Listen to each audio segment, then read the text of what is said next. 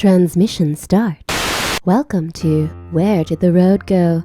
Join us as we wander off the path and explore lost history, consciousness, the paranormal, unexplained mysteries, alternative thought, and much more. We are present on the web at wheredidtheroadgo.com. Now here is your host, Soraya.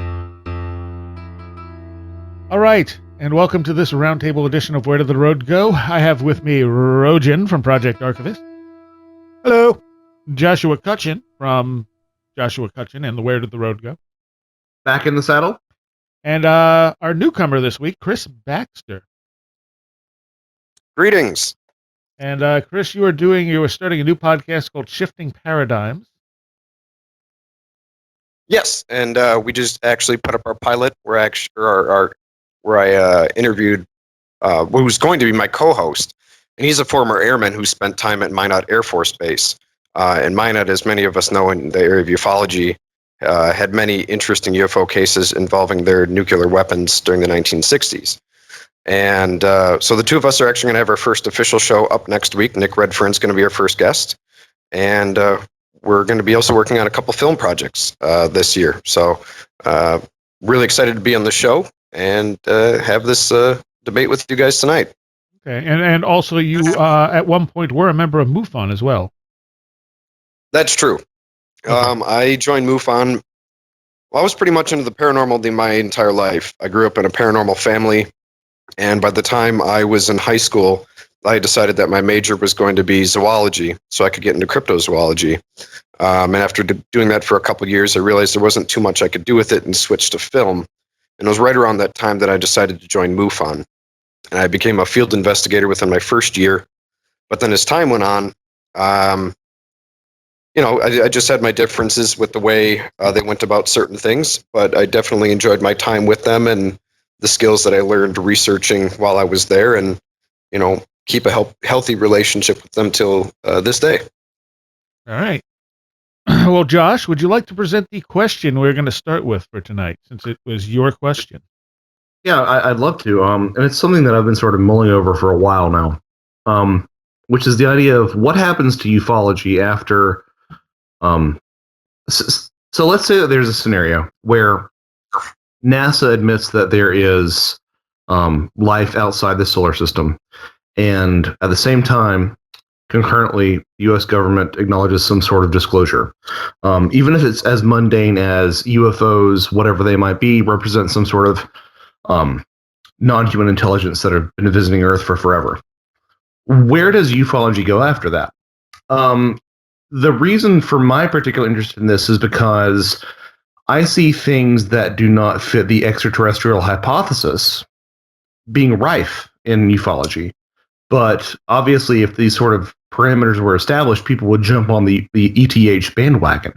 But to me, the things that have interested me very much in ufology have been ideas about intense synchronicities, the similarities between the UFO phenomena and Fey folk, a lot of the consciousness effects that experiencers have happened to them. These things I don't think would be answered by that, but I think they would be pushed even farther to the margins after an announcement like that. So I just wonder where ufology would go in the event that would happen, because part of my gut really suspects that sort of announcement is going to be imminent in the next 5 to 10 years, one or both of those components. Probably the NASA, life outside of the solar system moment. And at that point, people will say, oh, well, you ufologists actually have something going on. It is little green men in spacecraft. And that's when I say, no, wait a minute. That's not what I've been talking about for the past, 15 years.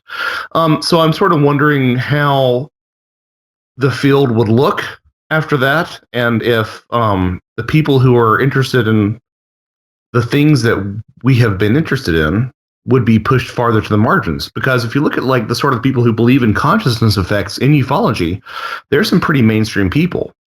And that's still something that I don't think the mainstream scientific establishment would jump on board with. So I'm really interested about how all that really interfaces, and it's a subject that I've brought up on previous episodes of the show, and it has been brought up on previous episodes of the show. But like, I really want to dig into this because I think that there's a lot of meat on those bones, in terms of what we can talk about. All right. I mean, the first thing I would say is I'm sure there are people who would say those things could be resolved in an extraterrestrial sort of way. Hypothetically, you could say that the fairy folk, even though they appeared as fairy folk, could have been actual aliens. I think my first reading of Jacques Vallée kind of felt that way. I thought that's what he was saying before I realized, oh no, he's saying that all of this is a mask. So that might be part there, and you might say, well, their technology is such that they can alter consciousness and have these consciousness effects. Well, I think that's a fair point. But I would argue that it depends where disclosure comes from. I think we're speaking right now that it may come from the American government or NASA, but there's other players in this game, and that includes countries like Russia or even the United Nations making some kind of announcement. I guess it depends what leads to disclosure. If we find life on another planet, I think that would be the catalyst for the American government to start opening its floodgates a little bit more. And I think many would argue that disclosure has been going on for a very long time, just very slowly through our media and through other, venues that they've been able to push it forth into the American public. Even on late talk shows lately, when they've had on former government officials or presidents and asked them about the UFO phenomena, many of them say, and they say it in a joking way that makes the audience laugh, but they basically say that there are definitely things that I know that you don't know about. So it seems like they're toying up to it, and I think the American public is more open to the idea than ever that UFOs exist. But I don't think that answers the question what they are. And I definitely think that opens up, you'll probably see the media jump to the extraterrestrial hypothesis right away. And it's going to leave many of us that believe in the interdimensional or multi-reality or, different frequencies that things can exist within the multiverse, kind of on the backside. But it'll add some fuel to the fire, and it'll definitely allow voices to be heard more. So it'll be interesting to see what happens, but I think it really depends what exactly the disclosure is and in what order it happens. I think I agree with Chris almost exactly. My take, I've got kind of a funny take on all of this stuff, and that is that no matter what the forces are that try to pull you in those directions, I don't believe in lumping all of this stuff together. To where if disclosure was made, yes, there is extraterrestrials out there. Extraterrestrials have been visiting the planet. I would immediately go to, that's nice, but it doesn't explain all of it. And I believe Joshua is partially right as well, that everybody's going to try to grab onto this as like a catch-all. If the disclosure were made, yes, ET is out there and he's been visiting the planet and stuff. It's like, all right, well, that'll explain this, and this. But what about all of this stuff? And if disclosure is made, I don't think it should be used to try to explain everything. Because I am of the belief that I have no problem with the idea that there are nuts and bolts extraterrestrial craft that have visited the Earth. But I am not of the opinion that explains everything. I don't go, well, all of these fey experiences, these fairy experiences and things like that, I'm not going to go, well, okay, well, UFO, therefore, that explains everything. I don't think that we should do that. I don't think it's safe to do that. I think there could be something out there that crosses categories or tries to mimic those kinds of things, or just, like a trickster kind of element or so forth, where it says, all right, well, we can do this, we can do that, we can play with your head in that way if we have to. Ultimately, though, I think that it's like you guys said, the media will grab onto it. It'll be the next sensationalized story, and it's going to get the ratings and all that. I think eventually it would blow over. In the long run, I think people would go, well, yeah, of course there's extraterrestrials out there. It makes sense. There's a gazillion other planets and star systems and things like that out there. The problem is going to be with the field of ufology trying to grab onto it and say, see, we told you, this is. And then you're going to have the alien abduction people that have come along, and they're going to try to latch onto it. And you're going to have like the David Jacobs front that's going to try to jump in. And everybody's going to try to get their piece of the pie. When ultimately all it's going to be is, okay, well, we know extraterrestrials are coming, and maybe some of these things were nuts and bolts crafts. And everybody's going to try to grab onto the little piece of it to try to justify what they've been saying. But to me, the problem is, if you can say it's a problem, because really in the scope of like day-to-day things, it's not really a problem. But to me, the problem is that the insinuation of life outside the solar system will be accepted as proof of this, and some of it. The nuance, I think, amongst the general public, it will be accepted whole cloth, and the nuance will be completely stripped of it. And you won't hear people talking about like the tricksterish aspects. You won't be hearing people talk about the shamanic aspects. They'll be still embroiled in this nuts and bolts materialist paradigm, and I think that's gonna. I think it's going to be, oddly enough, I think it's going to be a step back from where we are now, which as ill-defined as it seems. At least, well, yeah, because people are looking for solid answers to try to say. I mean, I understand what you're saying, and I'm not disagreeing with you. But I'm also saying, go to work, and they want to go to work, and they want to come home, and they want to pay bills. Yeah, they want an answer. They don't want to deal with this wishy-washy stuff that we're embroiled in. And until like, well, if there is disclosure, barring the way Chris said it, whatever disclosure is, if disclosure is yes, ET is out there and he has been visiting the planet, then it's gonna.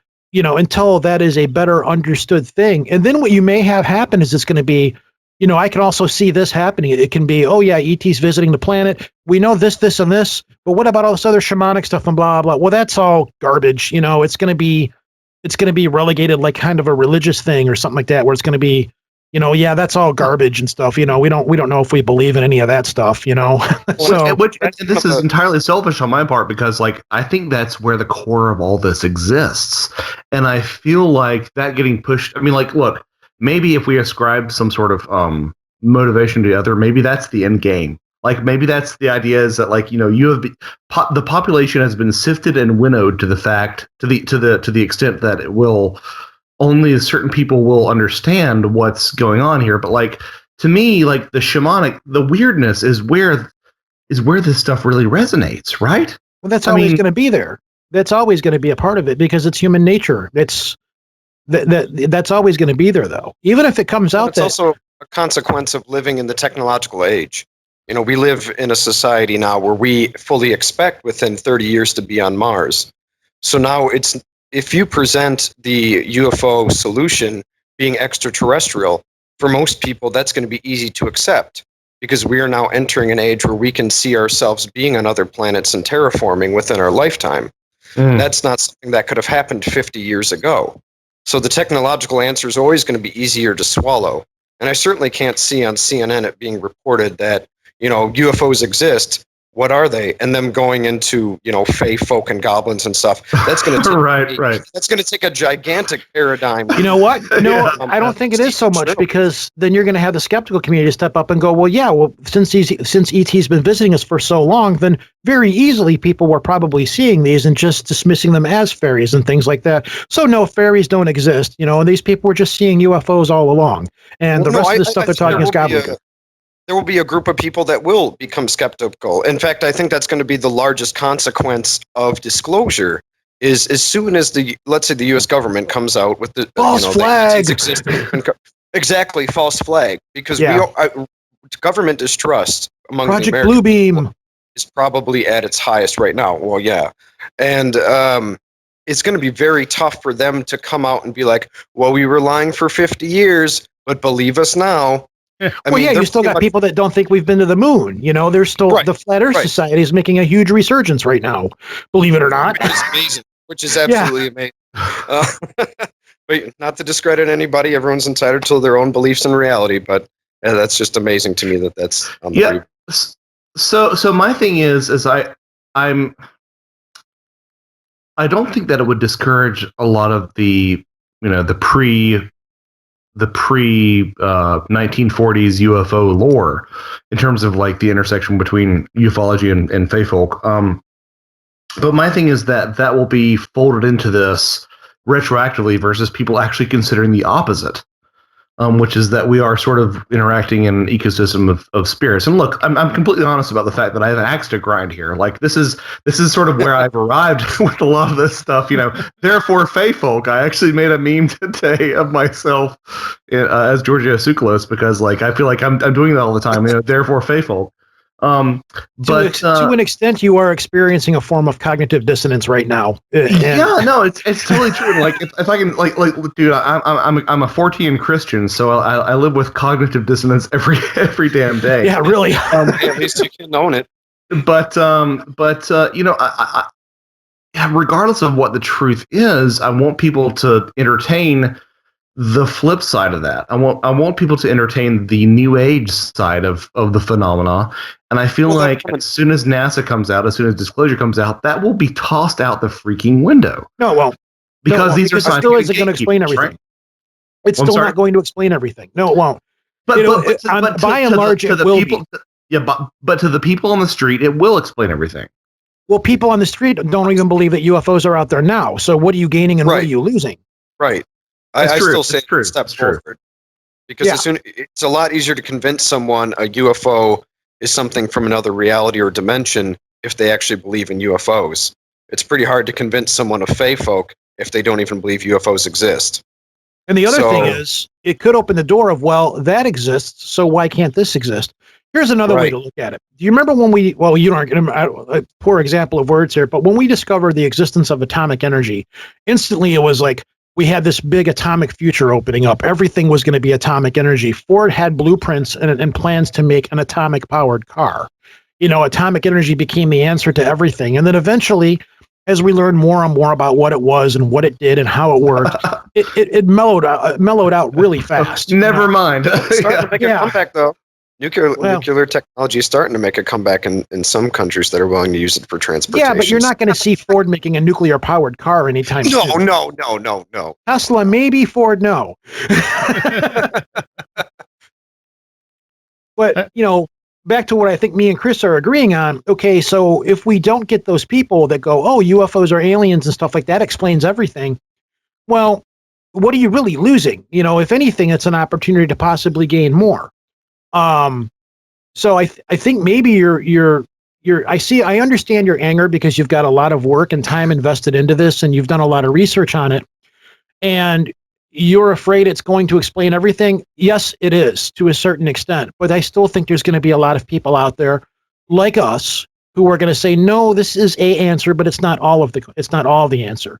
But I think you're also going to see a lot of people that are going to get really pissed off that are going to react the way you are, and there's going to be a lot of kickback on it. And well, I think it's going to be interesting to see who from ufology is actually accepted into the scientific community, because once it's accepted that life exists on other planets and or that there is an extraterrestrial force engaging this planet, it'll be interesting to see once ufology becomes an official science, who amongst ufologists is accepted among the scientific community. Long-term, no one. And this is the reason why. Let's look at alchemy. When alchemy was around, it was believed to be magic. It wasn't really believed to be a science. Eventually, alchemy became along the lines of people who write prescriptions and actually do medicine. And the rest of the stuff was just pushed off to the side as gobbledygook. And, they were like, okay, well, we'll take the mixing of chemicals and all of that stuff, and we'll embrace that part of the chemistry of it.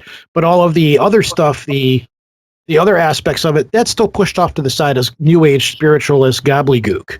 And what's going to happen with ufology is you're going to see all these people going, see, we told you. And you're going to be like, all right, that's nice. But science is here now. So step out of the way and let the let the people who know what they're doing step in. I mean, we appreciate what you've done and stuff. And that's what's going to happen. I'm going to respectively disagree to an extent. And that's just because we live in an era now when anyone can be contacted at any time. And even though, and when it's initially announced, there aren't going to be scientific experts on the subject. And some of the people that are jumped to right away are going to be people like Stephen Greer and others, and who aren't necessarily scientists, but are big names in ufology, whether you agree with what they have to say or not. You know what? I kind of agree with you, and I'll tell you why, because we can't even agree that climate change is happening right now, and you've got scientists saying, this is data, this is real, and people are still going, no, it's not. Right. So, and we have the internet, so there's going to be most people have access to the internet. I shouldn't say we, because that's kind of an encompassing term. But in the age that we live in now, there are plenty of ways for people to tune into those that have access to UFO information that Neil deGrasse Tyson just simply isn't. Because you can imagine on a major publication him being one of the first names that they bring in to talk about the subject, but just listening to him speak in the past, it's not something that he's fully informed on. But at the same time, people, as soon as they find out UFOs and aliens are real, are going to hop onto their computers and start listening to everybody. Some of it will be disinformation, some of it will be good information, and some of it will be coming from people who are not entitled to speak on the subject.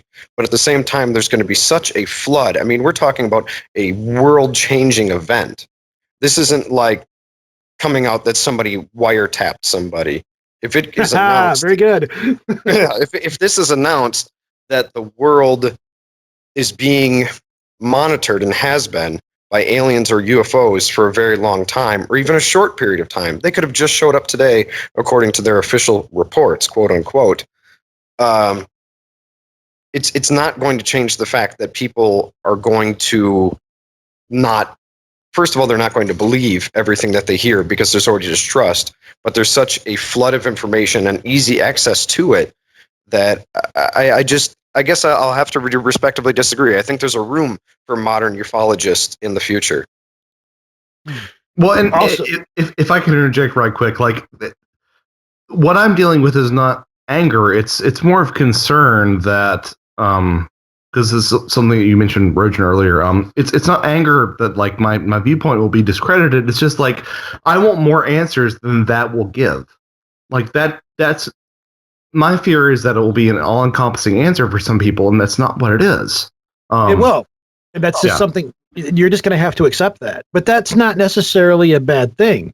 You can look at it as it's going to be an all-encompassing answer, but at first that's how it's going to be. But give it time. Let things settle. Let people. It's a slow burn. Yeah, it's a slow burn. It's like Chris said. Let people go out and find the information because it's only going to explain so much. You're still going to have people like you. The other people that are out there going to say, "All right, that's nice, but it doesn't answer this, this, and this."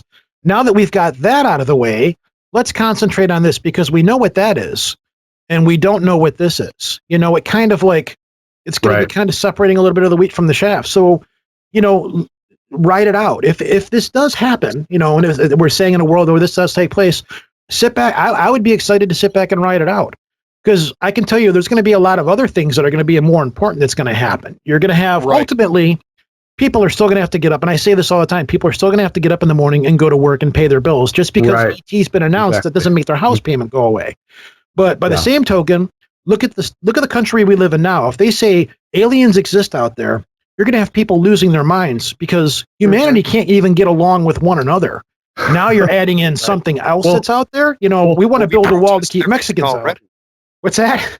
We already protest everything already. Imagine the protests that are going to show up after that. I mean, the announcement that UFOs and aliens exist, and let's say they go all the way. They open up Pandora's box and they say interdimensional creatures exist. Multiple realities are overlapping. We have no idea what's going on. So let's just entertain that thought, and how it would affect everything. Economy. Some people wouldn't go to work. Some people would, flood churches and other religious areas. It would just be insane. At first, I really think it would take months. It would be a complete upheaval, almost of society to some extent. Because yes and no. I mean, this is like, think about it as what happened when the New World was discovered. Well, right. I'm not saying that Rome is going to burn. I'm not saying that by any means. But I'm definitely going to say it's going to be a huge shift for a lot of people, and it's going to take a lot for many people who are religious to make that leap. And it'll be really interesting to see how the entire world adjusts to it. Well, and we go from there. Let me bring this up then. God, I feel like me and you are just kind of taking over the whole show here. Yeah, I'm going to be quiet. Well, Soraya, are you alive? I'm here. I think we keep cutting him off. He says something and we're like, shut up, Soraya. Well, yeah, you guys go ahead because I got a feeling me and Chris could go a long way with this. You guys can continue. Go ahead. Don't just stop. Somebody my shoot. thing, like, I want to, besides the fact that, okay, so they announced ET, besides all the stuff we've discovered, you're going to have all these people that are going to be like, oh, great, now we've got aliens coming from outside of our country. You know, how soon before you get the presidential candidate says we need to build a wall around the planet to keep the extraterrestrials from getting in? How many people are going to flip out and look at the government and say, all right, what is going on here? And when the government doesn't have an answer, then what happens? Then you're also going to have the religious implications. You have the possibility of people going, okay, well, there are gods. You know, let's start worshiping them. Yep. Or that's a factor. You're going to have kickback from the church of extraterrestrials. This is just another one of Satan's tools. This is something, you know, to take you away from God. Then you're going to have the other more cooler-minded Christian religions that are going to embrace it, saying, no, God, not once you say that, then you're putting limits on God's ability to create things. We are all God's creatures. So then you're going to have rivaling factions within religion right there. You know, it's going to bring a lot of questions into play. And again, it's going to be all crazy for who knows how long, but eventually I can see it all calming down, because at the end of the day, it's like we've said, you still got to pay your bills and things still have to get done. Well, and so, you know, faction like what are we up to, J or K here, is the people who will not believe it because of the opposite party being in charge when that particular announcement is made. Like, that's going to happen too, you know? Yeah, absolutely. Imagine Donald Trump saying that aliens are real. Like, that's nobody at on this point tweeting it at 8 a.m. I don't think that even aliens are real. Just found out. Huge news. Yeah. Huge news. I don't even think at this point that if a UFO landing on the White House lawn with a sign that says Made in Zeta Reticuli is going to be enough to convince people, unless they're there actually seeing it firsthand, putting their hands on the spacecraft and meeting ET. But even then, you know, it's like some people you're just not going to get through to. No matter what happens, they just don't want to believe it. They're not going to believe it. So you're going to have that faction of people too. Those are the people where I would probably lose my freaking mind. Those are the people that would drive me nuts. UFOs exist even now, even if you say, well, you don't believe that the military has designed a craft that we just can't identify. The term UFO, and we've been discussing UFOs interchangeably pretty much with aliens and interdimensional beings or presences. But there are plenty of UFOs that are military aircraft. Absolutely. Yes. And that's the thing. Like, I think that people conflate lights in the sky with the abduction experience, and those are not always correlated. So thank you for bringing that up. Thank you. No, absolutely. I think that's a really important thing, because if it's just announced that UFOs exist, well, that kind of just means that the disclosure is going to be an even slower burn than we thought. Because then they can say, they can release CIA files saying that, yes, this was a UFO event, this was a UFO event, this was a UFO event, but then go back and claim that they were experimental aircraft at the time. Disclosure may be a much slower process than we imagine. And I sincerely doubt that we'll see the announcement that UFOs and, extraterrestrial... We're going about this the wrong way. Maybe we need to say it as that, yes, extraterrestrials exist and they have been visiting our planet. So let's just take the whole UFOs thing right off the table for the most part, because that just stands to muddy up the waters. Because obviously, well, if they're extraterrestrials and they've been coming to our planet, then how are they getting here? Well, but to be we're fair, debating over, did they get here in a car or did they get here in a boat? What is a boat? What is a car? but to be fair, in the popular consciousness, this will not be hashed out to this degree of nuance. Like this degree of nuance will be completely lost. And I think we need to sort of wrestle with this question at that level, right? No, ultimately, I don't think it'll matter. Well, I'm going to disagree, because Stop doing that. Fine. Doing that. No. I actually agree with you more than you think I do. No, go ahead. I'm completely kidding. No. Shoot. You go first. No, I'm saying go right ahead. You're fine. You were saying you disagree. I go ahead. I respect what you have to say. You're probably the most intelligent person I've had the conversation with. You got to fight online. That's good. No, we're not fighting. We're fighting about fighting. I could be a disinformation agent. but anyway, okay. I don't think that, or I should say that I disagree, because I think it's very important that people understand the difference between UFOs and aliens, and that's why I think you'll see the slow burn. Because you can't just say, if it comes out as extraterrestrials, with as much distrust as there is in government, I think we need to give people a little bit more credit than we are in this conversation. I think they will start looking into the idea of challenging any information that's presented to them. And we also need to understand and kind of have a little empathy for even the U.S. government, because I don't think they have answers. No. I think they have the answers that they've been given, Yep. either through secret meetings with quote unquote on ETs, or through their higher ups. So if a general comes down and makes a statement, he can only pass on the information that's been given to him. And the information getting to him may be coming from a source that is a trickster himself.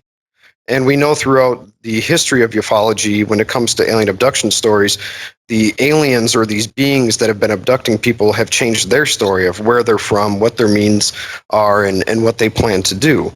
So if we are to base, or if the government is going to base their information they're giving to the public off of meetings with ETs, then we should probably assume that the information that they've been given is false as well. So it's a complicated subject for sure, and there's a lot of ways to look at it. That's but a slippery I definitely slope think that to go down, though. Yeah.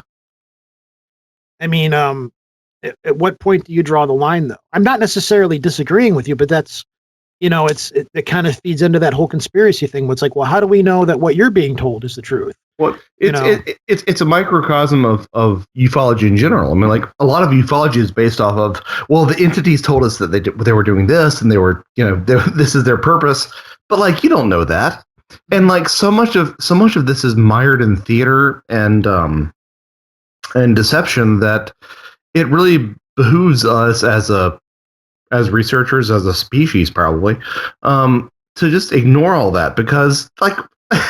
We don't even do that with our own species. Like, why are you here? Oh, I'm here on diplomatic business. None of us in terms of being in espionage capacity do these speak clearly about what our intentions are. That's what I was saying earlier. We can't even get along with ourselves, and now you throw something else from outside of us into this mix. It's like, what happens then? Now. Okay, well, the space people are out there, and they've been visiting us for a while, so, that's about all we know right now. So, go back to watching Days of Our Lives now. We're going to let you people go. No, bye, Then what happens? We're definitely going to see an increase in fear, just because I think so many people ignore the idea of either extraterrestrials or other entities engaging them, because it means that there's possibly something out there that's more intelligent than us. And man's ego often comes from his intelligence. Exactly. So if something's been playing with mankind and there's nothing we can do about it, it opens up this door for vulnerability that I don't think many people can't even, enjoy or embrace their own lives without that added pressure. So right. I think that'll be probably the biggest hurdle that mankind will have to leap over, is the anxiety and fear of a presence possibly more intelligent or stronger than us engaging us. So I'm going to cut in here. Soraya, your thoughts? Yeah. Yeah. You have any thoughts on this? My thoughts. You've been quiet for the past 25, 30 minutes here. Well, because you guys were doing a great job. Well, that's nice, Soraya. As I was saying, no, go ahead. I'm done. Go ahead. I'm sorry.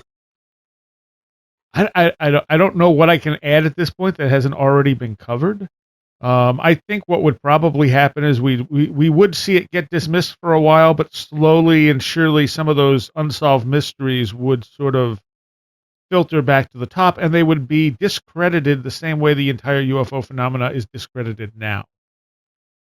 So let's say that grays are actually physical extraterrestrials. They're coming here. They're abducting people. Let's pretend that whole narrative is completely true. But then we can't explain some of the other stuff, like why are there so many different types? Why? Okay, so that's the grays. Are all the other ones also real creatures? No. Okay, well, then what's that? And people will just kind of be like, oh, that's just people making up stories. We know the grays are real. You know, the same way the ET people, you know, in the UFO field tend to ignore all the information that doesn't fit their paradigm, which is the only way you can really hold the ET thing up high. Not that it's impossible, like I said at the beginning, there's always ways of working it in there. It's just a matter of how likely it is. There's as a good example, it's not ET related, but I was listening to Skeptico the other day, and he had on this guy who worked with Project Stargate, knew that ESP and stuff was real because he witnessed them working on it and stuff.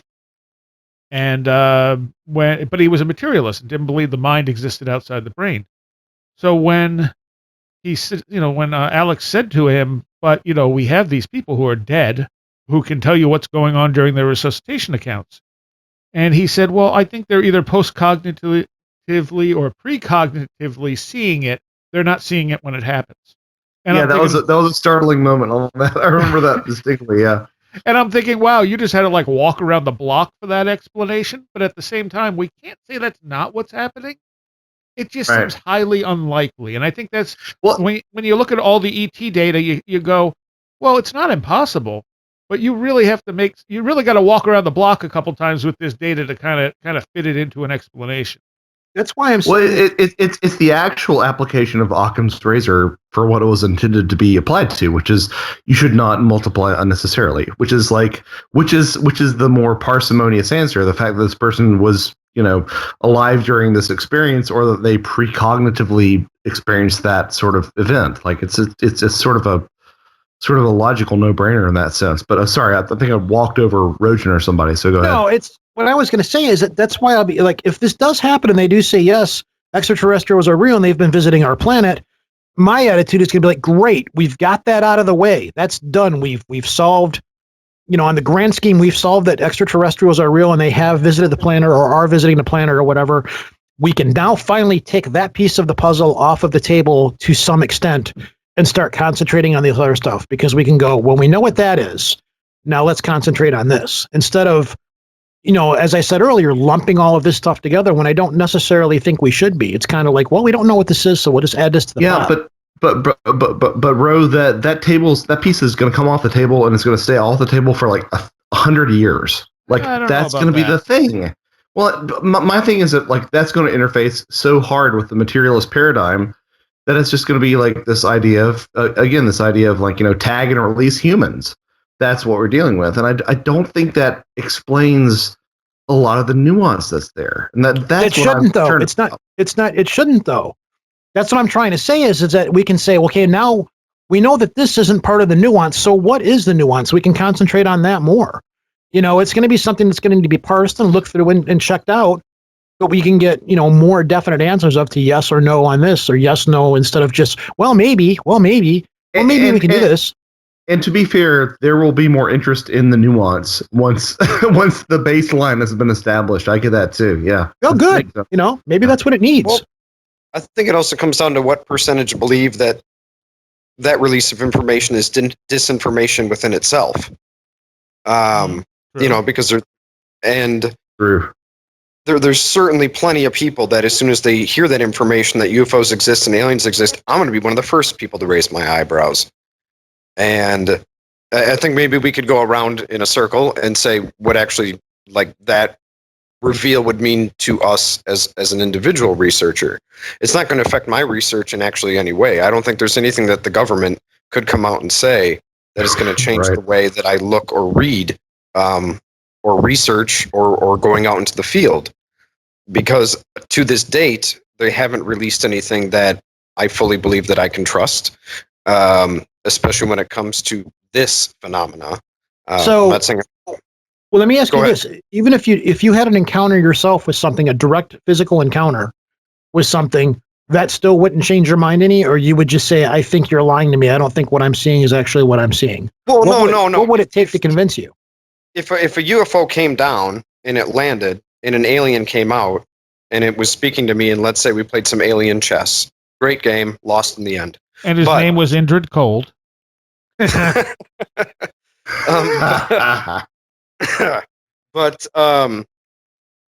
that would affect my personal research. But I don't think that the government, which has stated for years that there's no evidence of extraterrestrial contact, could suddenly flip their switch, and then I'm going to suddenly jump on board with all of their files. When the CIA and the FBI have released their UFO files, I very rarely go through them because I know they haven't released anything that's actually going to, unless it's pertaining to our particular case, that has already had substantial evidence from multiple independent witnesses. Yeah, and also I need to realize that if an alien were to contact me, that may be no different than a bubble reality. Because if it is an individual or an interdimensional being, there's a good chance that what I'm seeing is not what I'm supposed to be seeing. And that can be pretty much overlapped with many of the cryptid sightings of Goatman and Man-Bat and everything else in between. Right. So I guess me as an individual, I think it would be much different for me than it would be for the average person who turns on CNN that morning. Yeah, and your comments, your initial sort of salvo, brings to mind a quote which Greg Bishop has tossed up from time and again, which is, I think, a John Keel quote, which is UFO researchers aren't letting the government know what they know about UFOs. Because we always assume the inverse, but I think that, I do think that the establishment is very much less aware of the nuance and the reality of this than sort of the on the ground people are. Well, because I think that they think in that materialist paradigm at this point. Yes. They need to be able to bomb something. Right. I think they have to, because there isn't really a way for them to engage it if it's not materialistic. And it's their job to do the best that they can with what they believe is a physical threat.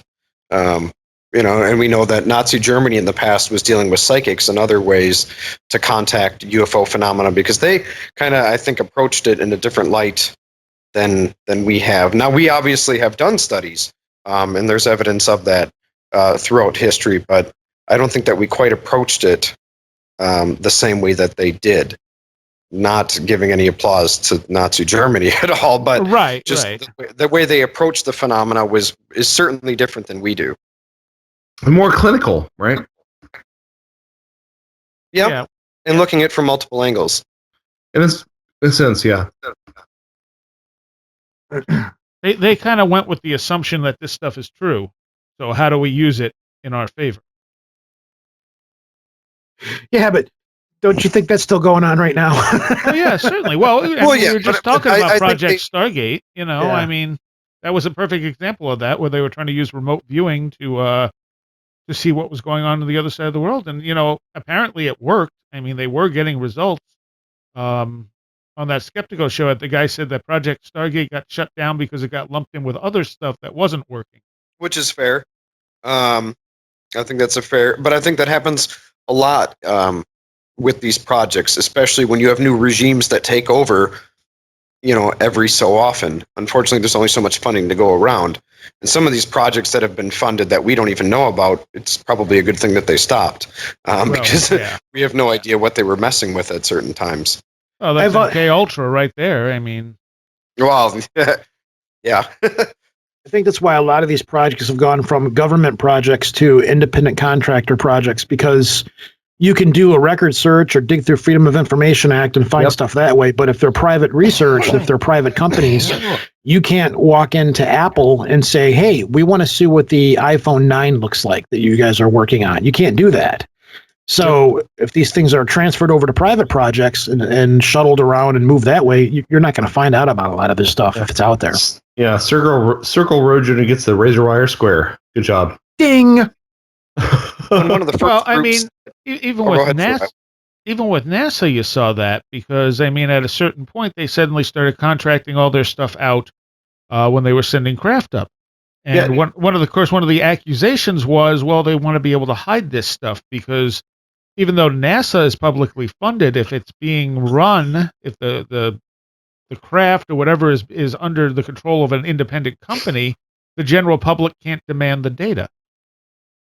Well, I feel like this is a lesser example of that, but I feel that the passing of Skinwalker Ranch into the Robert Bigelow empire Yeah. it sort of speaks to that as well. Even though it has since been sold, I feel like that's sort of a similar thing. I mean, imagine how sexy that would be to be an independent independent business and getting a government contract to surveil these sort of phenomena. Well, when Bigelow took over MUFON, I think that was a huge indication of where ufology might go in the future. Yep. And nobody talks about that. that's the ironic thing. And if you check out local news stations, if you do happen to find a local news channel that'll cover a UFO story, one of the first people they turn to is a MUFON member or a MUFON field investigator. And with MUFON being in cahoots, pretty much ran by the Bigelow and his private organization, it really lets you know, and maybe that's kind of depending upon what your viewpoint of it is, either a good or a bad look into the future of what's going to happen when disclosure is made, because MUFON is going to be the top organization that is contacted. Right, yeah. And I'm sort of bullish on MUFON these days because I've had some very positive interactions with the folks from the Georgia chapter. People who are talking to me about yes, alternative states of consciousness have something to do with this. No, little green scientists don't answer all this. The witness has some role to play in this. So I'm quite bullish on my personal local chapter of MUFON, but I cannot speak to the organization as a whole. Well, I think everyone involved in the organization, especially on the local levels, even your straight directors, are good people. It's just the fact that all of this information is going now. MUFON, when you submit a file, it goes pretty much into the ether, right? It just disappears. Right. Yeah. And since Bigelow has a work, go ahead. Sorry, but just case in point, there's not a metric on MUFON reports that records scent, like something that would be something that you think everyone would want to record in an experience like this. And there are little oversights like that are sort of institutionalized. This is the way we've always done it. This is the way we should do it in the future. That I do have problems with. So I apologize for interrupting you, but there's you're quite all right. An institutionalized degree of complacency, an institutionalized degree of this isn't important, that isn't important, that I think is sort of masquerading as truth that we need to peel back those layers. Well, absolutely, but it's going to take an effort of, you're not going to be able to look to news outlets or media to do it. It's going to take that same kind of effort that we have going on right now. An online community, conferences, all these things where people continue to meet and share information. I think what everyone's doing right now is the best way to go about it. And you have to imagine that when disclosure happens, once the dust settles, that those types of conferences and those meetings and the sharing of ideas is just going to increase. Because with everyone that's involved in the field right now, just imagine how many more of us there will be that come out of the woodwork once some of that anxiety has settled. There's plenty of people out there with great working minds that have probably never even tapped into this field that would be interested once they know there's something backing it. Excellent point. Yeah. I still go back to this concept that science is just going to march right in and push everybody out of the way because they're science. I would agree with that. I think that's exactly what they're going to try and do. They're going to marginalize everybody else and say, well, that's nice. Yeah, you let us here, but, let mom and dad take over. We're the experts. You can go on your way now. Yeah, and that's I think that's just going to be pushed aside. That's why anytime somebody presents anything as quote unquote evidence, like ghost hunters and stuff like that, whenever you're going to bring something to the table, you have to bring your absolute best thing to the table. Because once something is actually proven to be real, then it gets taken over and you lose it. Then it gets taken over by it's militarized, right? Well, I don't. Okay, we'll use that term. That's a good way to put it. Once something comes along, of course, you're always going to get laughed at. I go back to past yours. Okay, so you're telling me that there's little tiny creatures that live inside of us that we can't see. Yes, that's what's going on right now. And then it gets proven, and it's kind of like, oh, well, he wasn't crazy. All right, well, we got this now. Go on. And it's anytime that there's something that's been looked at and laughed at as pseudoscience or something like that, and then when it comes along and it's proven to be a real thing, everything before it just kind of gets, laughed off and pushed away, for the most part, and it gets taken over by somebody else. And yeah, I mean, the person will get credit for it or what have you, but after that, they're kind of, for the most part, they're kind of done with it. Other bigger people come along and pick up the reins and run with it. So once ET is revealed and says yes, somebody comes along and says yes, extraterrestrials are real, they have been visiting the planet, then once it's accepted by science, it's going to endeavor to become its own science. And it's, these ideas of consciousness and all this other stuff are going to kind of be relegated and pushed aside because those are things that can't quite be proven. As with consciousness, we've had this discussion many times on various shows. You guys have had it here, I've had it. We can't even quantify exactly what consciousness is. So to try to include that as part of this, it's kind of like, well, it's. But at the same time, the burden of proof for what the fact that consciousness exists discretely from materialism is so like the research out there suggesting that consciousness is a discrete element, a discrete fundamental element to the cosmos is so strong. It's so strong. I mean, it's not quantifiable and measurable. I would disagree. Like, look at Pin von Lommel, look at Dean Radin, look at the works of Daryl Bem. I mean, look at these sort of things that are very suggestive. The fact that it's not quantifiable is because I'm not disagreeing with you. I'm only playing devil's advocate. But what you're saying, if that's the case, then why isn't it more than what it is now? Why are we still asking the same questions that we keep asking over and over again? If that's the case, you can say I agree with these people, blah blah blah, but science is going to go, yeah, that's nice, but moving on.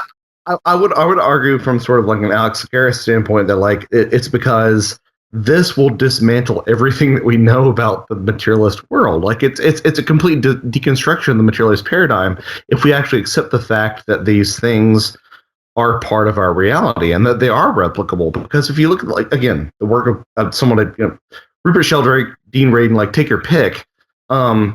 If you're intellectually honest, you look at their research, it's so strong. And the implications of that, yes, I agree. Like, the implications of that, like, dismantle everything that we know about, like, replicability. They dismantle everything that we know about just materialism as a whole. And I think that interfaces with a lot of ufology in a way that I don't think people are wrestling with. Like, I think that if disclosure happens, and I'm not a big disclosure guy. Like, this is the most I've said it in a 24-hour period. But I think that if, like, disclosure ever happens, like, this is not going to be wrestled with, and this is an integral part of this, because you look at, like, 95% of ufological interactions, and they involve telepathy. They involve psi events. They involve all this stuff that fundamentally shatters our understanding of the universe. But nobody's going to talk about that. Exactly. Nobody's going to talk about that. Yeah. Not at first. Yeah. But not at first, but it'll open the door for it. Exactly. Thank you, Chris. I guess so. Sorry, this is the one episode of Where the Road Go where I'm being vaguely antagonistic. So I appreciate you guys. Like, no, I feel your pain. I completely agree. Completely agree that that's what we need to be talking about as a society. But in order to cross the river, you have to put your paddle in the water. Yeah, and it begins with the first step. The first, the best way to eat an elephant is with one bite at a time. Yeah, I totally get that. Yeah, right. Whatever metaphor you want to use. So, Josh, has it always been your endeavor to eat an elephant? Well, I'm a big guy, so I might be the elephant myself. Wow. No, but in all seriousness, like, I'm not trying to be antagonistic. I feel like we all, as a community, as a Fortean community, are a little bit rosy about the way that things will be accepted. And I know that, like, things begin with the first step and things are a little bit at a time, but, like, I'm very cognizant of the fringe being pushed even further to the fringe. Like, I can see the fringe is going to push back. I can see in a post-disclosure world people talking about side effects in ufology being regarded as flat earthers are now. And, like, look, here's the thing. Like, I'm not a flat earther. I don't think that idea has any merit. But, like, I'm worried about that happening to the people who care about this stuff that, to be honest, really gets to the heart of what the UFO phenomena, to me at least, seems to be. Well, then I think the big push needs to be not from, we can't be waiting for the government to tell us the truth, because even what they get probably isn't going to be the truth if we believe that many of these entities act as a cosmic joker. It needs to be that we continue as a community to continue our outreach and our education. And when disclosure happens, pushing the extraterrestrial phenomena, that's when we need to, as a community, reach out and try to educate people the best that we can. Now, we don't have answers. I don't have a single one, and none of us do. But if we want to, push the envelope a little bit further and get into these ideas outside of just the extraterrestrial theory, it's going to be upon us to do it. If we can all accept, and I think we all do, that we're not going to see the news and we're not going to see the government give us the information that's needed, when that door is opened, a crack, it's going to be up to us. I'm sorry? If the government even has, whatever information they have, if the government even knows anything. Well, and I don't think I think they probably know that they obviously know at this point there's something engaging us. Yeah. And they may think they have answers, but that doesn't There's something here we don't know what it is. Yeah, totally. Right. Yeah. And I think that's one of the reasons that we were never given an answer, going back to the 40s and 50s when we first started engaging it here in the US. We didn't have answers, so if you don't have an answer, you can't really, address the public about it. It's easier to sweep it under the rug, and it's gone on for so long that at this point they risk, pretty much all credibility by admitting that they covered it up in the first place. So I think what you're getting at, I'm sorry, I didn't mean to speak over you.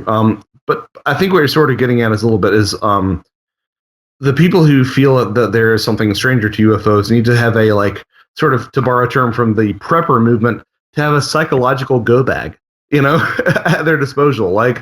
To think ahead to these sort of questions, think ahead to these sort of issues, and have that sort of prepared as something that as talking points. I mean, yeah, but right, I hate to say it's clearly going to be water cooler talk. If anybody that goes to work the next day is going to be talking. Because you got to get to work, you got to pay your bills, you got to, all that stuff. Yeah, I totally get that. I don't think the average everyday, we're special, and I don't mean in a short bus kind of way. I mean, we ask these kind of questions.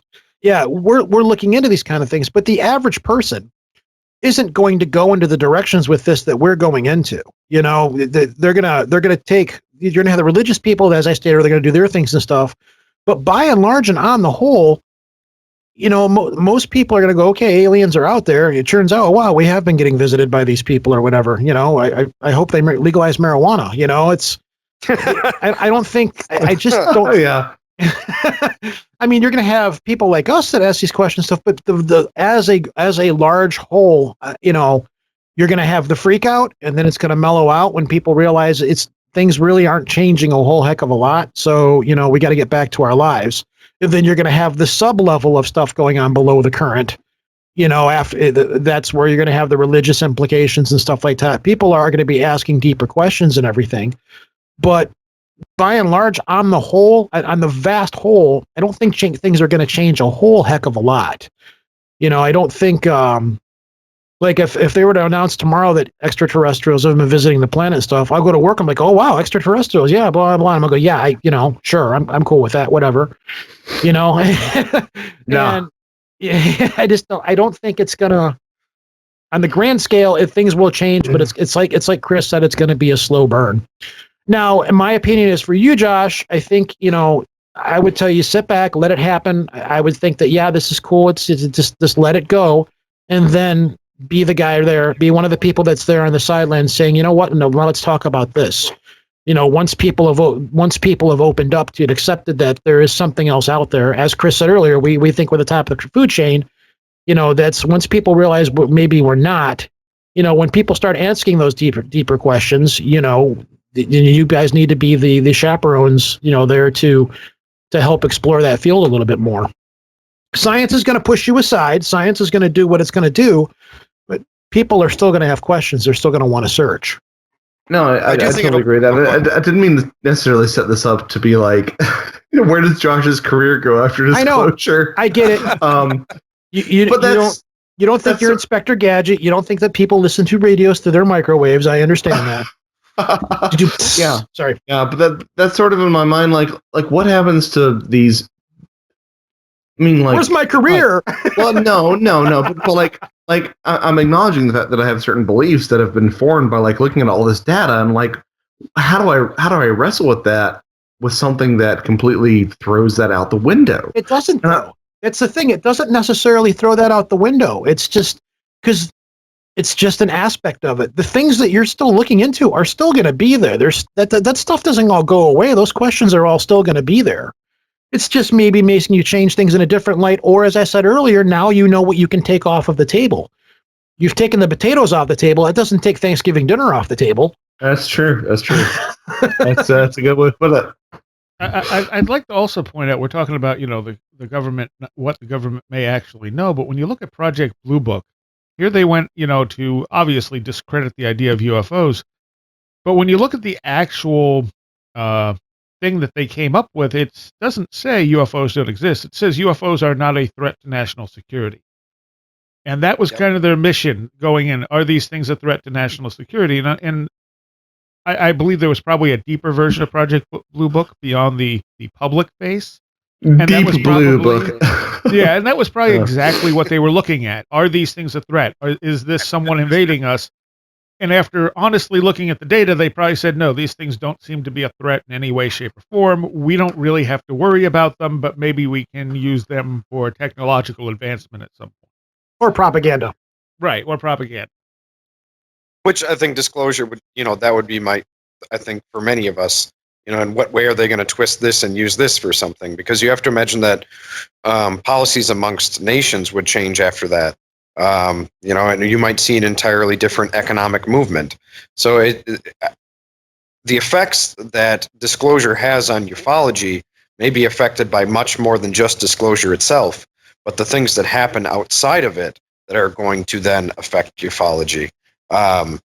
Because it's not just going to be a straight line from disclosure to, the effects that it has on people believing in UFOs, but it's going to change many other things as well. Yes, and excellent point, because like that's the thing we haven't talked about is like the religious implications, the just social implications of all this. It's staggering, really. There's the potential scientific applications of, okay, well, we know people can get between planets and stars, and we know people can make those jumps. So how do we do it? If we know it's out there, how do we get out of here? That's what I was thinking about. Okay, so we've just found this new solar system that's got like 7 planets on it and stuff, and they think that some of them are within the Goldilocks zone. It's like, you know what? Great. Now maybe we'll have some kind of an inclination to get off of our butts and try to develop a way to get off the planet and get there and actually do these kinds of things. Because up until this point, it's like, well, we don't know what's out there. So what reason do we really have to get off of this planet? Other than we can go to Mars, yay, Mars. Let's go to Mars. There's nothing there, whereas it's like, well, we know that there's things out there we can get to. Let's try to do this. Let's try to go somewhere. And if it comes along that ET is out there and they're getting here, well, maybe we can do that. Maybe we can try to become part of the greater whole in some way or something like that. Or take it over. Yeah, really. Maybe there's oil out there. Sounds like Zeta Reticuli needs some freedom.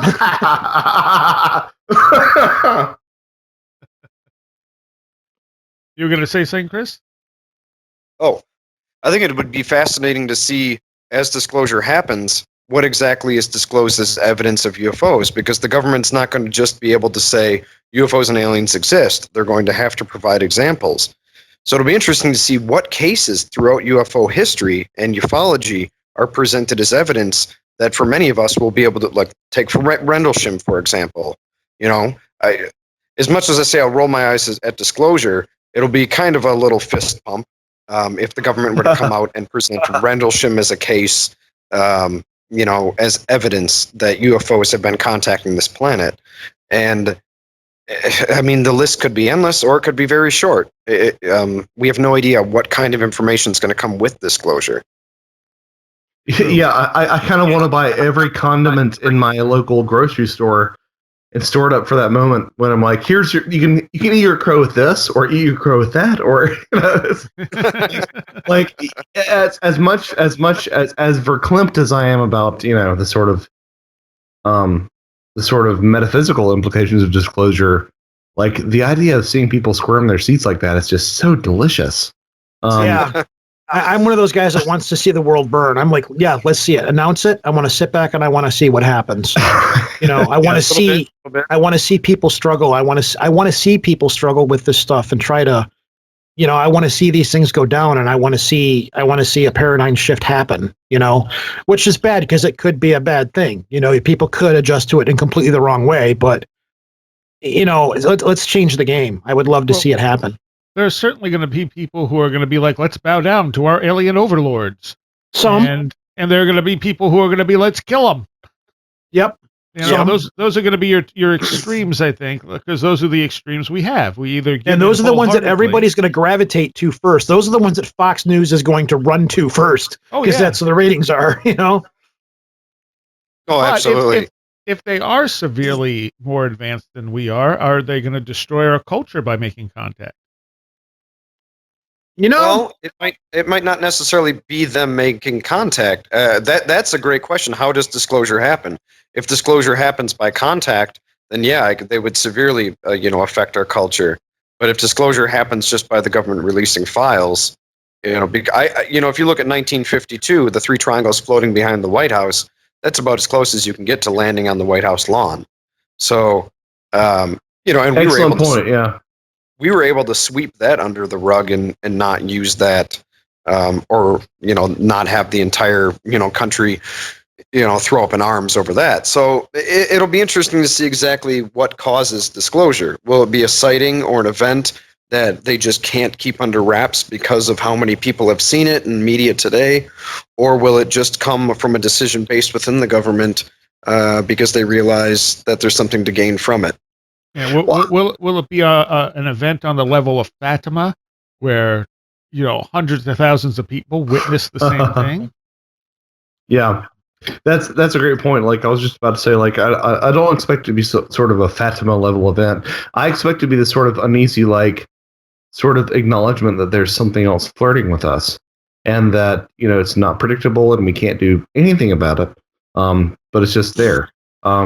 As much as the sort of, as much as I like the sort of Fatima event, I don't think anything. If the phenomena has shown itself to be anything, it's shown itself to be something very intimate.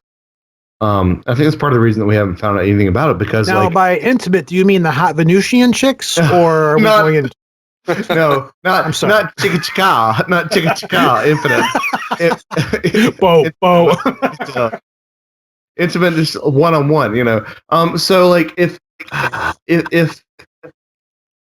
mean, like, can you think of something less intimate than a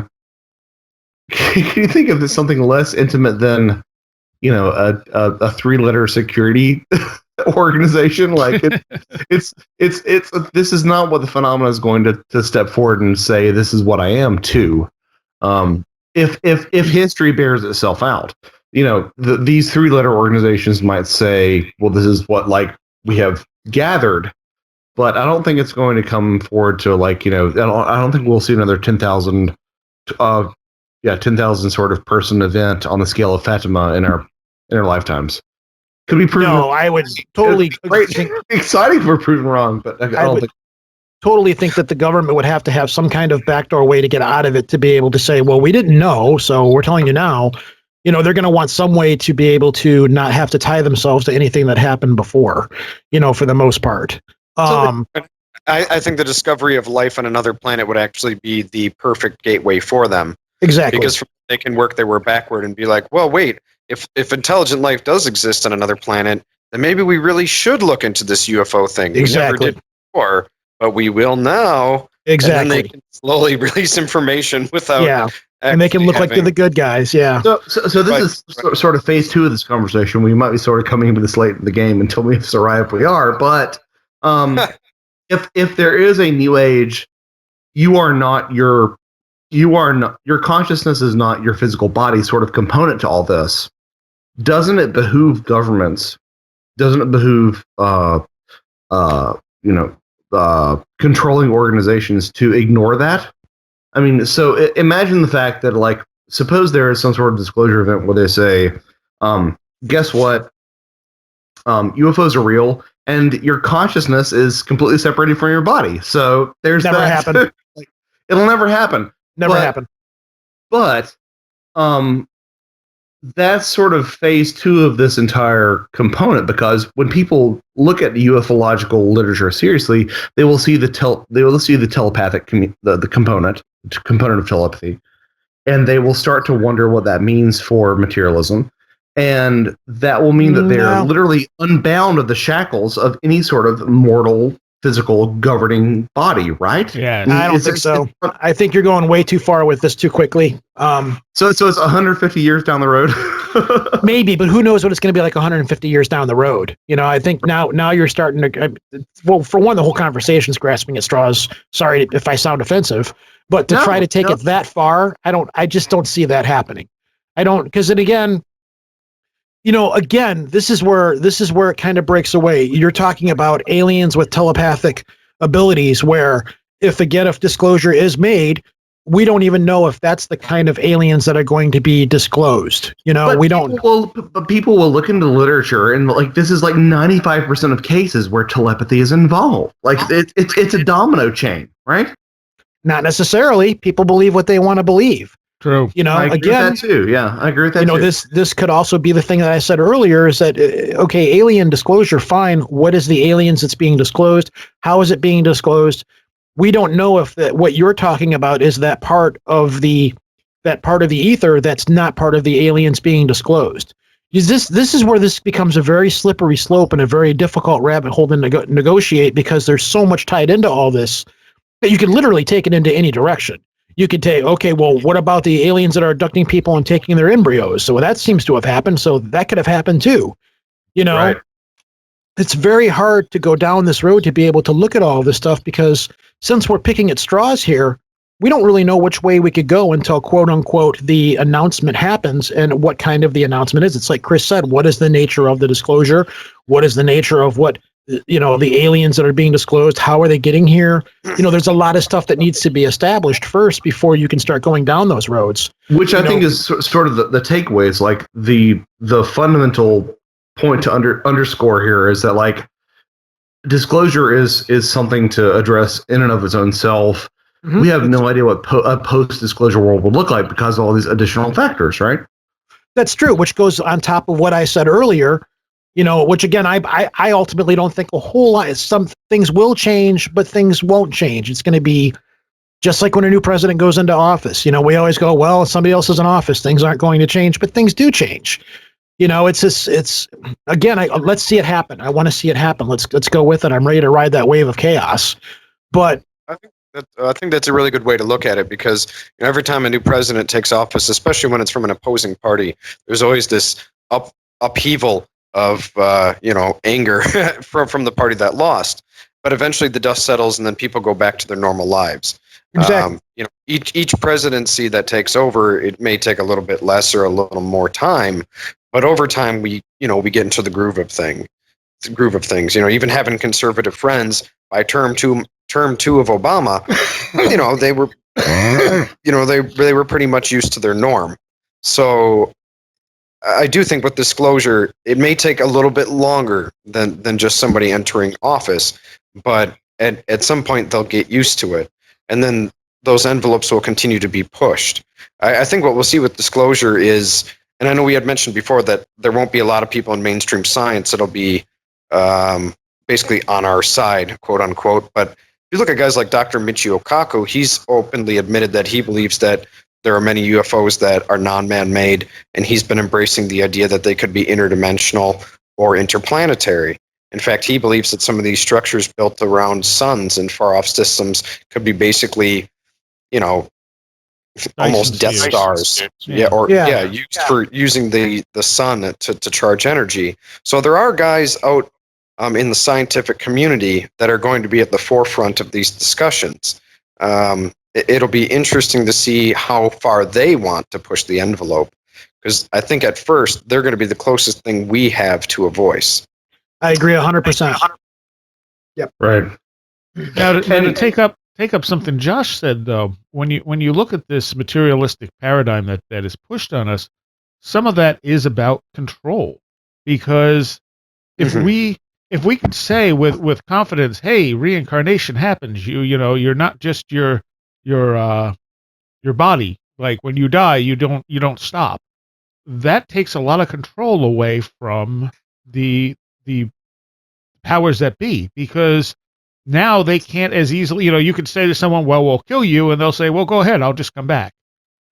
Every control mechanism is rendered null and void, and I'm glad that you mentioned that, Soraya, because it's something I've been sort of mulling over. It's once you realize that you are immortal, to sort of Gordon White-eyes this sort of conversation, nothing really matters. And I think that if there is some sort of impediment to actual disclosure, I would suspect that it would be something more along those lines than it would be like, oh, guess what? They're aliens. Well, who gives a damn? You keep on going to your work. You keep on going, you got to go to work. You got to feed your kids. You got to, take the dog for a walk, that sort of thing. Versus like, guess what? We have zero actual authority over your sovereignty as a human being, as a soul. I think that is the more profound implication from what the ufological domino train sort of bears out. And I think that's why you'll see the ET theory being pushed first. We had several times earlier, we were saying, you've got to get up and go to your job. Well, if we were to come out, talking about DMT experiences and ayahuasca experiences and how you can contact some of these beings in altered states of mind, sleep paralysis, what have you, it's going to really throw a monkey wrench in the idea of people going out into their fields, looking up into the skies, trying to contact UFOs. And it's also going to really hurt the idea that people, and especially reincarnation, who is going to get up and go to their job the next day? Certain people will, because they have to live a consumer capitalist lifestyle in which we have to buy goods. Many of us don't farm. That's just how we live in our society. Let me throw a spanner in the works and play devil's advocate here, though. Prove to me, this is purely to play devil's advocate. And if you want to attack me, go ahead. It's why I'm doing this. Prove to me that when you take ayahuasca, you're actually contacting these beings and not simply just having a hallucinogen experience. Then prove to me that reincarnation is real. Prove to me that when I die, I'm going to come back again. Show me scientifically that these things are actually real. Then when you do, then I'll believe you. The evidence is fleeting, but there is evidence to suggest that people who have taken ayahuasca. I don't want evidence. I want scientific proof. And until somebody can give, I don't want to say me, let's say that person the proof. Anecdotal proof is, and I realize you're playing devil's advocate and I'm getting sort of snarky here. But it's okay. I'm inviting the snarkiness. Anecdotal proof is the foundation of how we realize a lot of psychological symptoms, right? Like a lot of psychological phenomena are realized anecdotally. I feel this way. That's the way this person feels when they have this experience. We can't measure it necessarily. We can measure some abnormal sort of activity in the brain. That's what this looks like. But we have to rely on the experiencer's interpretation of that. So if you look at some ayahuasca phenomena, there are countless anecdotal, not scientific. There are countless anecdotal experiences where people have received information that has not been available to them at the time through, traditional Western, if you want to get at that means. There have been people who have been aware of the death of loved ones that they've been aware of after taking an ayahuasca ceremony. They've been radioed after the fact, receiving that sort of information. Again, anecdotal, yes. Yeah, that's human experience is anecdotal. Like that's, we're privileged to have objective experiences. So that's sort of where I would circle around back on that. And again, sort of it's if you want the sort of like we have to repeat everything inside a lab sort of answer, it fails. It fails spectacularly. But you don't measure you don't measure tides in a bathtub, even though conceptually that should have the same effect. You don't measure an athlete's performance inside a lab. You measure it on the field, even though conceptually it should have the same sort of effect. And that's sort of where I'll leave that. Sorry, I got feisty again, guys. No, that's okay. I invited the feistiness. Go right ahead. Yeah. So what were we talking about? What was it? Well, he was talking about, experiences and stuff. And I said, well, my point was just to try to prove that to the other people, to the layman, you're going to have to be able to take it to somebody and be able to prove to them, look, this is it right here. This is the data. This is what it is right here. Water is wet. The earth is round, Well, But like, it's one of those things. Like, we shouldn't have to prove anything to anybody. Like, do your Good luck with that. Well, but in all honesty, let me finish this thought. Like, you shouldn't have to prove anything to anybody. You should do your own research. You should take a Ouija board to, again, the Gordon Whiteism. You should take a Ouija board to an abandoned asylum. And if you can spend time there with your friends over 3 hours and not think that you are some sort of immortal soul, then you know what? Why are you talking to me? Like, it's exactly. If you can reconcile all the weird shit stuff. sorry. If you can reconcile all the weird stuff that's going to happen to you, and I believe fundamentally that weird stuff will happen to you. I don't know what it is. I don't know if it's like. What's sad is I know people who do. I know people, and I know people that are in the skeptic community that they would just rationalize everything away. It's sad, but. Here, let's let Chris talk, because me and you keep stepping over Chris, and I totally cut him off. I totally cut him off to become the jerk there for a minute. To sort of do a big big cutoff on that whole idea. If you can reconcile all that, then like I don't know where to go from that, because we are living out a human experience within the realms of perception. That's the basis of our psychological catalog, and if you can't reconcile that with an established history of side effects through multiple cultures, through multiple time frames, then it's fine. Go do your thing and I'll do my thing, Sorry, right. Go ahead now. Chris? No, you guys are fine. I think we've all been cutting each other off, so it was probably my turn to shut up for a little bit. It's been a wonderfully contentious episode. I love this. As far as providing proof, in the context that the conversation was happening, my retort was ayahuasca, DMT experiences, and different entities. I think we can agree that if UFO disclosure does happen, that MUFON is going to be involved at some level. And MUFON is a heavy proponent of using hypnosis, which is an altered state, to recoup memories, events, and experiences. So I think they would almost open up their own floodgates by introducing that concept.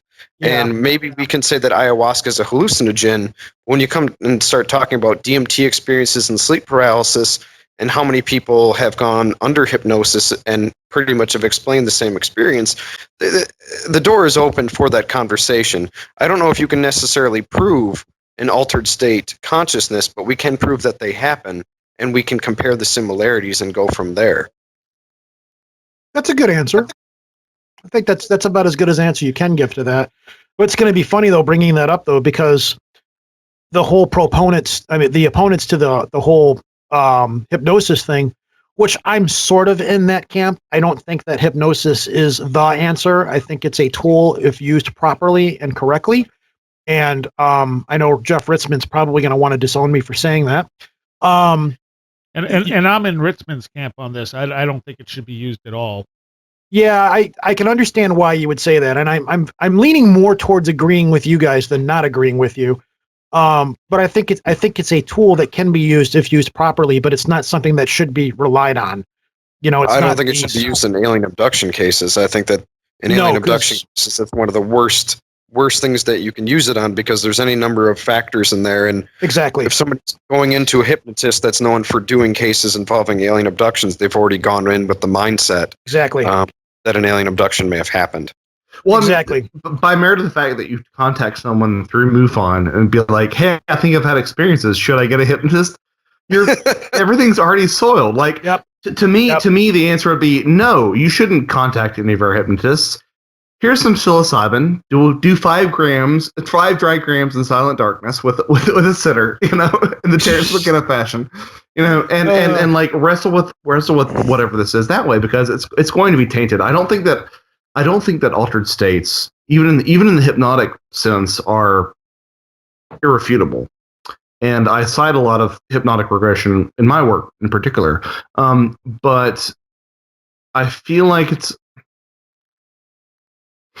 I feel like another slippery slope to go down. Yeah, it totally is. And like the purely psychedelic state with that, like just with somebody sitting there to make sure that you don't pass out or that you don't get yourself into trouble, I feel like that is probably more rewarding than having someone sort of but does it necessarily provide more answers? Does it, or is it still providing the same answers though? Right. And I'm of the belief that even if you have no agenda, you still have an agenda because you're a human being. And you will say things, even in your like just your vaguest, most neutral wording. You will guide people to a conclusion, and I think that's something that sort of permeates a lot of these hypnotic regression events. And I think that it's something that you strip that entire experience of when you're like, here's some psilocybin. Go sit in a closet, and I'll make sure that you don't pass out. Well, Josh, let me ask you this, and I don't believe I'm going to ask you this. Have you ever, or would you try psilocybin? So, so I wrestle with this, like, for the past 3 years, I've wrestled with this really hard. And the short answer is no. And the reason that my short answer is no is because I have some health issues that sort of give me pause. If I didn't have any of that, yes, like I have no moral objection to it. I have no sort of like, religious/spiritual objection to it, but there's some things respiratorily, like I have some serious respiratory issues, and that makes me wonder, like, if I were just to sit with someone, and to do something like that, in a very private setting, because by the nature of the fact that these are, illicit substances that I have in a private setting, if I did that and my breath rate would drop, what would I, what would my sitter do? What should be the next course of action? So it's more like very materialistic, like health based than anything else. So if you could do it in a controlled setting where, say, you had like a CPAP machine on you, or possibly something along those lines, or in a hospital setting with a Rick Strassman there. Yeah, totally. I'd totally do it. I'd be terrified, and I think that's healthy. I mean, it's one of those Terrence McKenna things. Like he once said, like, no one goes to the shamanic hut with like a smile on their face, But yeah, I would. If I could do it with some safeguards in place. The problem is that the culture in America is such that we don't have those safeguards in place, and I'll bet you could find a way to do it, though. I'm sure you could find a way to do it. It's just a matter of to find a good setter with some medical equipment, perhaps. I mean, the bug is now, once this airs, the bug is the information, the idea is now out there. So, and it's like the biggest hypocritical blind spot in all of my research as I talk about these things, and everybody's like, "Have you done it?" And like, no, I haven't. So yeah, I've always wanted to ask you that. I was always timid to ask you, though. No. And I think this is the first time that I've actually like legitimately addressed that. But like, if I can have a CPAP and if I can have somebody monitoring me, yeah, I'd do it. I'd be like, this is gonna. I would not be terrified, but I would go for it. What about something not psilocybin, but something like psilocybin, like mushrooms or something like that, or something along those lines that was not as powerful? Or would it have to be psilocybin? Psilocybin and mushrooms are sort of interchangeable. What I wouldn't want to do is I wouldn't want to like sort of go down the laboratory created route, and that's something that McKenna advised very strongly against. Is like, if it appears in nature, not that nature is benign, because there are plenty of poisonous chemicals in nature, but like, if it occurs in nature, there's an implication that is part of the shamanic experience versus something that was, created in a lab with a bunch of people with white coats. I mean, he talked about, ketamine. If you take ketamine, whenever you go into the ketamine space, it would be like an empty office building. Is the sort of way he would describe it. Mm-hmm. Versus, these other more shamanically, more historically, more culturally commonly used substances that would have they would sort of bring the baggage of that experience with them, which would make that realm more populous versus some more modern stuff. So if there's ever like a clinically monitored setting where I could do psilocybin, I'd be all up in that. But even if you look at ayahuasca, it's if something goes wrong with your body where you can take ayahuasca, you're kind of you're knee deep in the heart of darkness. Like Joseph Conrad on your right over here saying you're screwed. Well, what about something like what's that thing that I'm gonna sound like? What's that thing where all the kids are doing? Binaural beats or something? Is that what you're doing? No, it's stuff you buy it. It's like marijuana. You smoke it, and salvia. Salvia, yes, where it's something very quick. Along those lines. The salvia thing is so I'll be honest. So the salvia thing when I was going to school in Wisconsin was very legal and very available. I wasn't. Where? Oh, sorry. Go ahead. No, yes, it was. I didn't know that you went to school in Wisconsin. Yeah. No, we had salvia available to us up until about 6 years ago. Yes, this would have been my entire life. This would have been 2004 to 2000, late 2003 to 2007. So it was like right there, in the it was rife on State Street, and as so many things are. Oh man, we got to talk about this after we talk here. Yeah. I feel like that's a conversation. But I wasn't like the Josh of 10 years ago is not the Josh of now. Like I was very conservative and very sort of not fundamental, but very sort of well, just conservative is the best way to put it. Very conservative about what I did with myself. But the thing is, the salvia, like from what I've heard about salvia, it's even like it will kick your butt even harder than psilocybin. I mean, it's to me, from what I've heard, it's somewhere between psilocybin and ayahuasca. Like people talk to you and they're like, I've lived 3 years as a suitcase underneath a stairwell. It's like it doesn't sound fun at all. But you were only gone for 30 seconds, dude. Yeah, exactly. I don't care if I was gone for 30 seconds. I lived 3 years as a sofa cushion, in a flap house in Milwaukee. So like that doesn't sound very appealing to me. Like I don't. Now I'm afraid to sit on couches. Exactly. So like I think if I were to ever do something, I'd probably sort of ramp up from psilocybin. Because again, like if you look at the sort of the McKenna stoned ape sort of idea, like that's sort of a natural progression in terms of what we were meant to do. Not that I necessarily agree with everything that McKenna said, but I feel like that's sort of like the safest way to begin. But like, it's one of those things. It's like somebody who has a fear of heights and is told that if they will just skydive or bungee jump, they'll do it. And they just don't do it because they're aware of the fact that, like, yeah, your parachute could fail and your bungee string could snap, and that's sort of where I feel like I am right now. And if there were more, if there was more monitoring of my well-being in that sort of experience, I'd be much more accepting of it. But as it stands currently in this country, with a stigma on it, even if something goes wrong, there's no guarantee that somebody would help you, and that's sort of terrifying to me from my very logical brain self. I would think that there would be people out there that would be willing to help you do this. I myself, I have no desire at all. I'm terrified of doing something like this. So we're terrified. Yeah, I'm not at all interested in doing this. Like you're terrified of it, and you realize that it's something that like everybody says you should do, and you should do it, but like you're still I actually don't want to meet the people inside of me. Yeah. I don't want to meet the people inside of me, and I don't want to hear what they have to say. I'm pretty cool with things the way they are. So, the way I've kind of stood on all of this when it comes to hallucinogens or things that people should or should not try is never encourage anyone to do something because it should be a decision they make on their own. Because what's good for one person is not good for another. That's an excellent point too. And I'm not necessarily speaking from my own experiences. I'm speaking, just seeing other people and what certain things have done to them.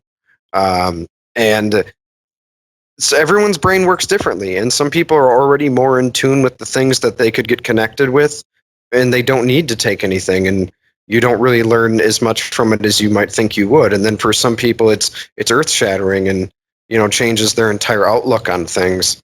And I think going back to what we were talking about with the UFO phenomena, it's pretty hard. The way, because everyone sees the world differently, and we only have our senses to go around. So, I guess I'm almost contradicting myself, but it's tough to bring up like DMT or sleep paralysis experiences and then trying to compare them to nuts and bolts evidence, because everyone perceives things completely differently, and even more so in an altered state. And it's going to be pretty hard to use any of that in an argument, in a scientific, I guess, debate. Excellent. Yeah, totally agree. All right. Well, that seems like a good stopping point for tonight. Any last words from anyone? My last words are that we could talk about this for another 4.5 hours and Probably. still have some time to go. Yeah. My last words are that I'm really not a jerk. I just enjoyed playing devil's advocate to put stuff out there on the table. So anybody heard me talking about this stuff tonight? This is really not how I am. I'm just trying to put stuff and push the conversation further along. Personally, I would like to see, I actually feel like I contributed a lot tonight, and it was a real pleasure to meet Chris here. I really enjoyed what you had to say, Chris. Yeah. No, I enjoyed speaking with both you guys, and Sarai, it's a pleasure as well. I guess if I had last words, it'd just be it's a pleasure to finally to join you guys, because I've been following pretty much all of you guys online, and I think the community is growing stronger, and it's a lot of fun. And the more we do this, the more people get involved, the more ideas we share. It's going to be, I think, a much smoother transition through disclosure than we think. It's a good, healthy conversation too. It is conversation and not arguing and yelling and my belief is the right belief and you people are all crazy or that's always a healthy thing. Just encouraging free thought about this is what's important. Amen. And real quick, where can people find you guys online? Let's start with Roejen. You can find me at projectarchivist.com. You can find our podcast in any place you go to find podcasts, iTunes, Stitcher, any kind of podcast aggregator, what have you. We try to do a show every week. Sometimes it's funny, sometimes it's serious. We try to take a different look at these topics as much as we possibly can than what other people are doing. Okay. Josh? And I'm a fanatical listener of Project Archivist myself. But when I'm not listening to Project Archivist, you can find me at Joshua. You can find me anywhere at my website. My nose is so brown. You can find me at joshuacutchin.com. I have 2 books out, A Trojan Feast and The Brimstone Deceit, both available through Amazon and Barnes & Noble. And you can find me, hopefully on a more regular basis, since I've taken a little bit of a involuntary hiatus here, at Where Did the Road Go on this podcast, particularly here, where I meet great people like Roejen and Chris. And Chris? Well, you can find me on Facebook, just under my name, Chris Baxter. Otherwise, like I said, we just got our pilot up last week for Shifting Paradigms, and that's just www.facebook.com/shiftingparadigmsmedia. And then if anyone wants to get in contact with the show, there's shiftingparadigmsmedia@gmail.com. And then we're going to have our first show up next week with Nick Redfern, but we're going to be adding more content. We just picked up some green screens and have a lot of fun ideas to add to this show to try and do more than just the audio. And hopefully we'll be working with all of you guys in the future. So I guess that's where I'm sitting now. And I'd like to add one more thing before we go. Have any of you watched the TV show The Expanse? I have not. I'm going to disappoint you and say I have not either. You should. It is not only a very well done show, but it treats alien life in a way that I don't think has ever been dealt with on television before, or even in movies. Honestly, it's a very novel approach to us contacting alien life that is literally nothing like us. Oh man! And it's a very deep show. The first season was really good. The second season has been blowing me away, in part because of that. They take this. It's not just aliens coming to our solar system. It's something that we don't even understand what we're dealing with. Nice. Is it sub or superior or equal to Arrival? Because that's my major flogging point these days.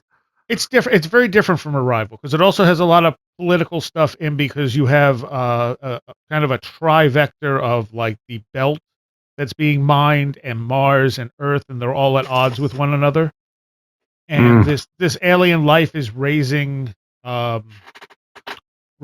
stakes a little bit. Like no one realizes what's happening. They think it's the other guy doing these bad things when there's something else entirely going on. sort of a high sci-fi sort of concept. I like it. Nice. So I recommend people check that out. It definitely has blown me away this season. Where can you actually find that? What station is that on? So I think it's on Sci-Fi Channel. Okay. Sci-fi still has a long way to get me back. It's There's some really good stuff on the Sci-Fi Channel at this point. I don't know. I watch Face Off on there, but it's probably one of my favorite reality shows. But I don't know. They have. Well, I'll just dabble. I do believe they have 12 Monkeys, which is a fantastic remake. They have Dark Matter, which is absolutely awesome, and they have The Expanse, which is awesome. There's probably a few more I'm forgetting. I don't know what channel everything's on. My DVR just records them, and I go, "Ooh, look, I got that." Well, I'm glad they've gone back to sci-fi shows as opposed to doing wrestling and military tank-oriented shows, I believe it was. Yes. So, All right. Well, I thank you guys. Well, thank you. No problem.